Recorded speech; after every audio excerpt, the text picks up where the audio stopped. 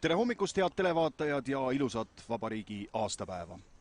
Eesti Televisioon alustab tänase päeva teist otseülekannet Vabaduse väljakult, kus toimub traditsiooniline pärgade asetamise tseremoonia Vabadussõja võidusamba jalamile.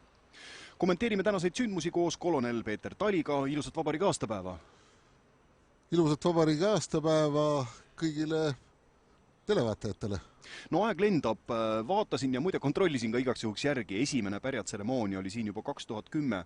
Aga Peeter, kui kohe härjal sarvist haarata, kuidas tundub, kas Eesti on täna rohkem kaitstud?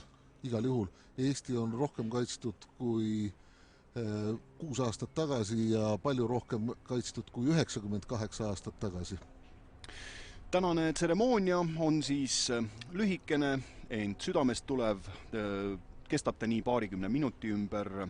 Osalevad siis president, Riigikogu esimees, peaminister, kaitseväe juhataja, diplomaatiline korpus ja mitmed kutsetega külalised. Ja asetatakse kokku siis 6 pärga. Ilm on tõeliselt soosiv, kuigi me oleme alati öelnud, riik on kaitstud ka -30 või 40-ga. Jaa, et see on ainult varustuse ja distsipliini küsimus, aga varustus on Eesti sõduril suurepärane, sobib sõdimiseks nii külmades oludes, näiteks Eestis või Norras, aga ka kõrbes saame hakkama. Nii et täpselt 0 on õues temperatuur, lipud lehvivad, Eesti Vabariik on 98-aastane. Niisiis 6 pärga ja mis siin ikka öelda, julgeolekuolukord tegelikult on olnud viimasel ajal maailmas habras ja on tekitanud järjest rohkem arutelu, et kas me ikka oleme nii tahtekindlad, et me suudame ja tahame Eestit kaitsta. Loomulikult kõik loodavad, et seda vajadust kunagi ei teki. No Eesti kaitseliitlased, kaitseväelased, reservväelased ja ma arvan ka enamus osa meie rahvast teevad kõik, mis võimalik, et mingisugust relvastatud konflikti, segadusi, sõda ei tuleks. Aga kui sõda tuleb, siis vastasvõistlejatele peab ütlema küll, et hoidke alt, et me oleme harjunud kõiki asju tegema põhjalikult ja korralikult. Ja mul käis peast läbi see mõte, et kui Vabadussõja alguses oleks mõned mõttekojad teinud, ma ei tea, sõjasimulatsiooni või harjutusi, et milline oleks olnud šanss, et nad oleks prognoosinud Vabadussõjale võitu Eesti poolele. Ja ilmselt oleks ka kõigile nendele ühiskondlikele organisatsioonidele ja Eesti poliitikutele ja ärimeestele nõu antud, et ärge seda impeeriumi asja küll torkige, et see ei lõppe teile hästi. Aga Eesti ärimehed, haritlased, poliitikud ja sõjaväelased, kes olid karastuse saanud esimeses maailmasõjas, tõid esimese maailmasõja lõpust ja vabadussõjad tulest välja selle, millest Eesti rahvas oli ammu unistanud, oma riigi. Et nagu on öeldud selles iseseisvusdeklaratsioonis, mis ka täna hommikul Eesti Televisioonis ette loeti. Igatahes Eesti kaitsetahe on sõnapaar, mis ei ole siis lihtsalt väljend. Me anname ise ja oleme andnud sellele reaalse sisu ja me kindlasti ei kavatse sellest teha allahindlust. Me peame mäletama ja austama oma ajalugu ja neid loomulikult, kes meile vabaduse tõid. Ja see hind oli väga suur. See oli kõrge ja, et Eesti Sõjamuuseum alustas nüüd Vabadussõja ajaloo edasi uurimist, et kirjutada nüüd uus Vabadussõja ajalugu, mis on rohkemate materjalide põhjal ja rohkem läbi uuritud, aga need numbrid, mida Eesti rahvas on ohverdanud, meie isad ja vana-vanaisad ja vana-vanaisad meie vabaduse eest on ikkagi päris suured, et pea 7000 inimest, nende hulgas on siis ka sõjaväelased, kes langesid rinnetel, surid haigustesse ja haavadesse ja ka umbes 700 punase terrori ohvrit, kes jätsid oma elu siis Vabadussõjas aastatel 18 kuni 20. Ja tänane teine pidulik tseremoonia on õige pea algamas. Vabadussõja võidusamba juurde saabub Eesti Vabariigi president. Ja muide sama oluline ikkagi, kui see, et me mäletame oma minevikku, on ka ikkagi see, kui hästi ja kuidas me suhtume oma riiki, kas me austame teda, kas me armastame teda. Ja just seda sõnumit kannavadki tänase pidupäeva üritused. Ja meie vabadus on tegelikult väga habras, et selles mõttes on see vabadussõja võidusammas ka sümboolne, et vabadus on habras nagu klaas, aga seda tuleb väga kõvasti, kindlalt ja otsustavalt hoida, et kellelgi ei tuleks mingit mõttepoegagi, et ei oleks mingit valearvestust, et äkki võtaks ära või äkki ähistaks kuidagi. Vastu näppe. Ja paraadi ajal me jõuame siin rääkida veel, Mistrali tabavus oli 93%, et selle 7% sees ei tahaks olla. Ei soovita, jah? Tänast tseremooniat viib läbi Kaitseväe protokolli ja visiitide jaoskond ja vastutav on siis kolonel-leitnant Andres Kütt.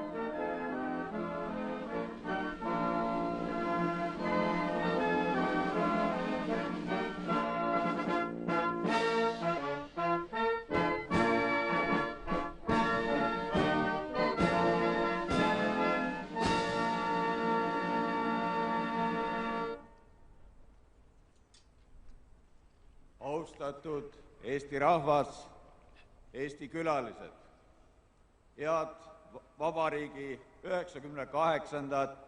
aastapäeva siit Vabadussamba juurest, kus täna asetame pärjad vaba Eesti eest langenutele.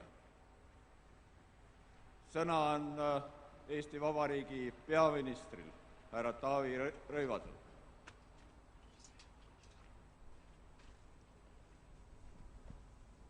Armas Eesti, äsja tõusis Eesti riigi lipp hümnihelide saatel meie riigi tähtsaima torni Pika Hermanni tippu.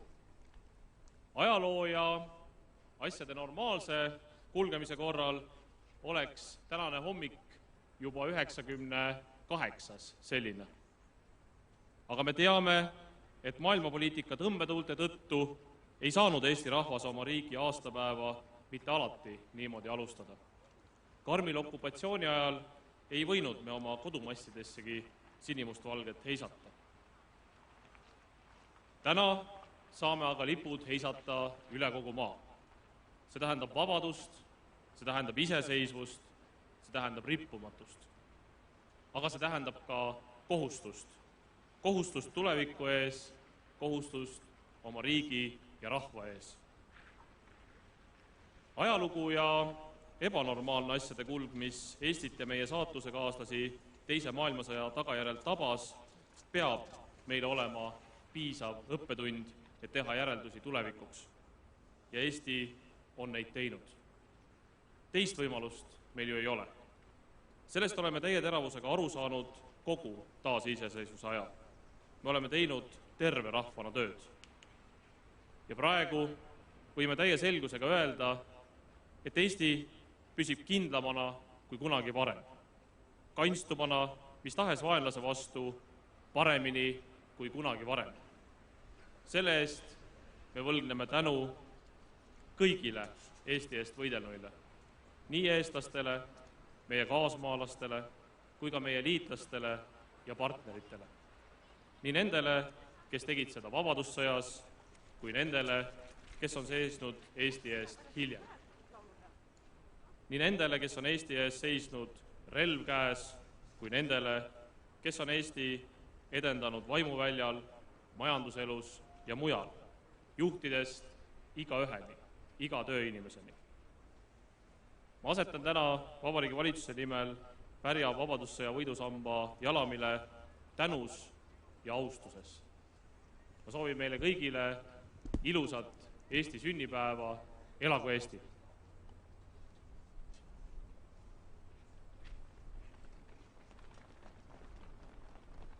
Mälestuspalve ütleb Eesti Kirikute Nõukogu president, peapiiskop emeritus Andres Põder.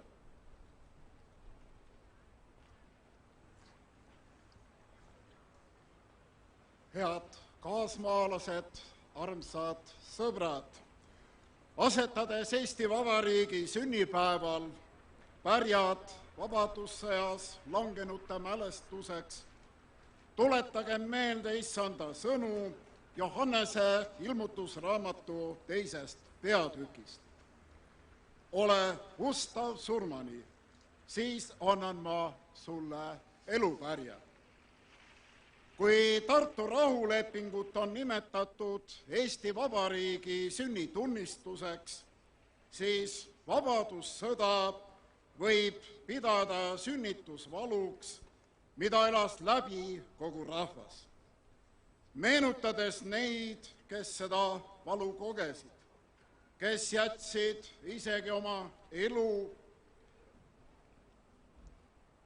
peame me olema valmis täitma oma lapse kohustust riigina, küsides, kas oleme nende kannatuste väärilised ja mille nimel neid kannatusi taluti ja neid ohvreid toodi.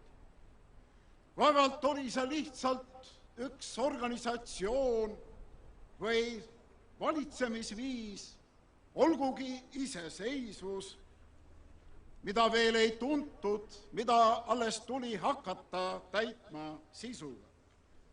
Pigem oli see üks suur igatsus ja tahe teha teoks ideaalid ja aated, mida tunti kuuluvat inimolemus ja mida kristliku rahvana peeti ainuõigeks.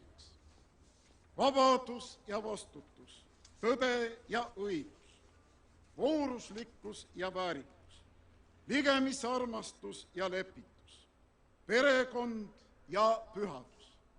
Need on aated, mis hoiavad ja kaitsevad elu. Aga tõelised aated on sellised, mis ühelgi hetkel ei ole veel täielikult teostunud, kuid mis ometi on kokku võetavad meie isa palve sõnades sinu riik tulgu. Sellele alusele saab ehitada iseseisvust ka ebakindlas ja vaenulikus maailmas. Selles usus elasid, võitlesid ja surid meie riigi rajajad. Nemad olid ustavad ja neile on tõotatud elupärg. Kas meie kanname edasi nende vaimu? Kas toetub sellele usule ka tänase Eesti tulevik?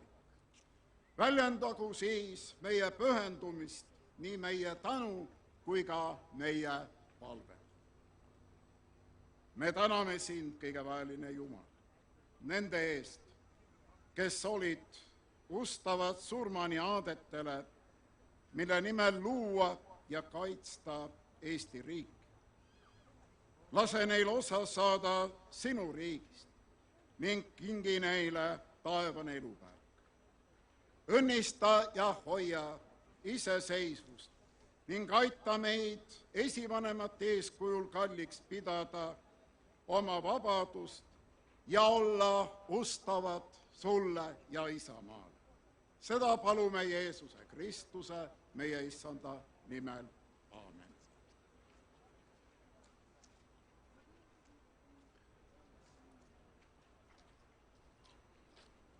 Ja nüüd siis jõuame pärgade asetamise tseremooniani ja esimesena asetatakse Vabariigi Presidendi pärg.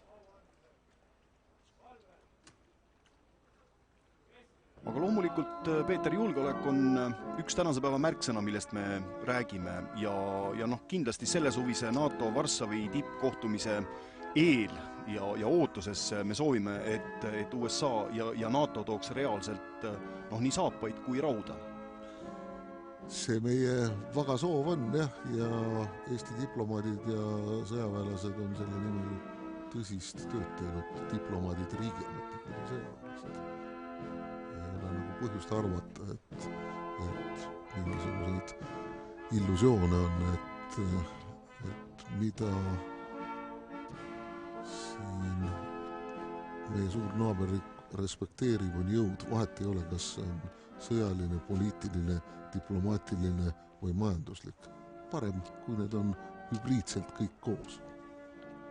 Jah, me ei tea, kuidas ja millise tulemusega lõpevad USA presidendivalimised, aga praegune seis on küll see, et USA on lubanud lausa 4-kordistada Euroopas kohalolekut 2017 ja summa on päris muljetavaldav, 3,4 miljardit. Ja, et USA fookus oli kandunud Lõuna-Hiina merele ja Aasiasse, aga Ameerika poliitika tegijad ja administratsioon saab suurepäraselt aru, et Euroopat ei saa jätta ja transatlantiline side on väga oluline. Nüüd pärga asetab Riigikogu esimees Eiki Nestor. Ja järgmisena tuleb valitsuse pärg. Jah, sellepärast, et Ameerika on ajaloost õppinud, et kui Ameerika ei ole Euroopas kohal, siis see julgeolekuarhitektuur, mis siin on, võib mureneda. Aga siiamaani on Euroopa pärast külma sõda elanud väga hästi. Majandus on kasvanud, piirid on läinud lahti, rahu, õnn ja õitseng on olnud meie õuel. Ja nüüd, kui Vabadussamba jalamil hakkab liikuma valitsuse pärg, siis on paslik meelde tuletada. Muide, vaatsin ja kontrollisin. Valitsus on siis 2015 kuni 2019 ajaks eraldanud circa 40 miljonit eurot, et ehitada liitlastele vajalikku taristat. Sest siin on väga otsene seos, kui Ameerika 4-kordistab oma kohalolekut Euroopas, et siis me ei saa lihtsalt istuda 2 kätt taskus. Ja, me peame ka oma liitlasi toetama, aitama ja see on isegi kohustus, mis meil on, et see on see vastuvõtva riigi või rahva või host nation support ja me aitame ehitada meie liitlastele siis normaalsed kasarmud, kus nad saavad elada, et nad ei peaks elama konteinerites, pluss siis väljaõppe tingimused on väga olulised, ehk siis keskpolügooni edasi arendamine ja väljaarendamine, uue polügooni loomine, et siin saaks meie jalavägi treenida koos Ameerika tankidega näiteks. Ja sel aastal planeerib riik investeerida 10,1 miljonit taristu arendamisse just liitlaste tarbeks. Ja need lähevad siis... Peeter, need on sinu ülemused? Jaa. Kusjuures isegi mõlemad. Kindralleitnant Riho Terras on kaitseväe juhataja ja kuna ma olen kaitseliitlane ka, siis natukene on ka brigaadikindral Meelis Kiili mu ülem. Aga muidugi kõik allub kaitseväe juhatajale. Kaitseliidu liikmeskond on viimaste ärevate sündmuste toel ja najal kasvanud osa mühina. See on tõsi ja see on seesama rahvakaitse tahe, millest sa rääkisid, et inimesed saavad aru, et me peame ise panustama ja me peame ise ennast kaitsma, et kui me kaitseme ennast ise, siis aitavad meid kõik ülejäänud ka. Mulle meeldib see väljend turvamuru, mis katab kogu Eestit. No nii see on jah, et Kaitseliit on esimene ja kõige kiiremini reageeriv jõud. Ja diplomaatiline korpus.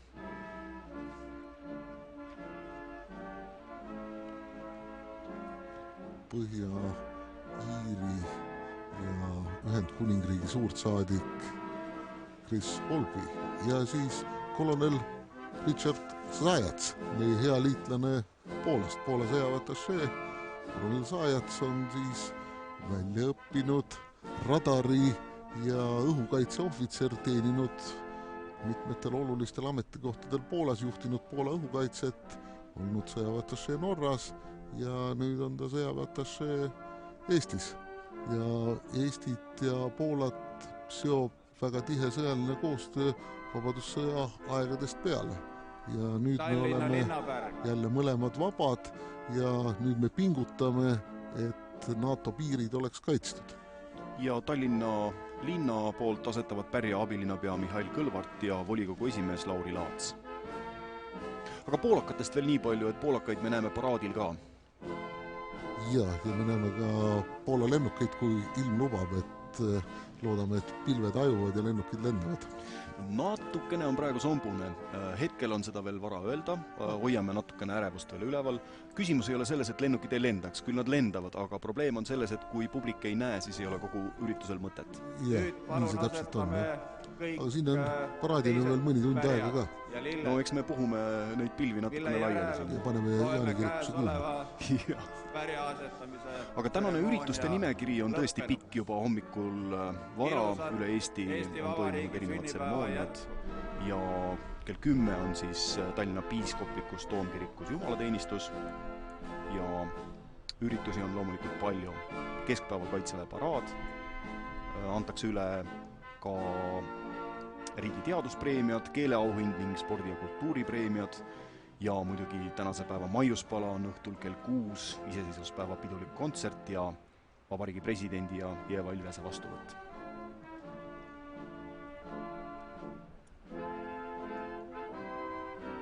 Ja nüüd on siis soovijatel võimalik asetada oma pärg. Ja ühiskondlikud organisatsioonid, korporatsioonide liit. See on väga tore, et pärja asetamise tseremoonial on kohal siis akadeemilised organisatsioonid, Eesti Korporatsioonide Liit ja siis üliõpilasseltsid ka, sellepärast et Vabadussõjas mängisid vabatahtlikud kooliõpilased just isegi suuremat rolli kui korporatsioonid, sest korporatsioonid olid kujunemisjärgus ja nad olid väiksed, aga tervete klasside ja korporatsioonide kaupa mindi vabadussõtta in corpore, et kõik läksid ja tegelikult vabatahtlikkuse ja kaitsetahte mõttes oli see väga oluline väiksele Eestile, sellepärast et see vabadussõda nagu algas ja võitlejaid väga palju ei olnud, sellepärast et tuletame meelde, et maailmasõda oli juba kestnud 4-5 aasta ja inimesed olid sõjast väsinud ja seepärast ka ju meie iseseisvusdeklaratsioon lõpeb sõnadega, et rahu kõigile rahvastele, et inimesed tahtsid rahu ja ega seda rahvaväge ei olnud kerged formeerida. Just kooliõpilased ja üliõpilased olid need, kes endaga tõmbasid kaasa siis kogu rahva. Ja muidugi, olgem ausad, et ajutine valitsus kuulutas välja ka maareformi ja lubas kõigile vabadussõjas osalejatele maad, eks sellel oli ka oma väga oluline roll.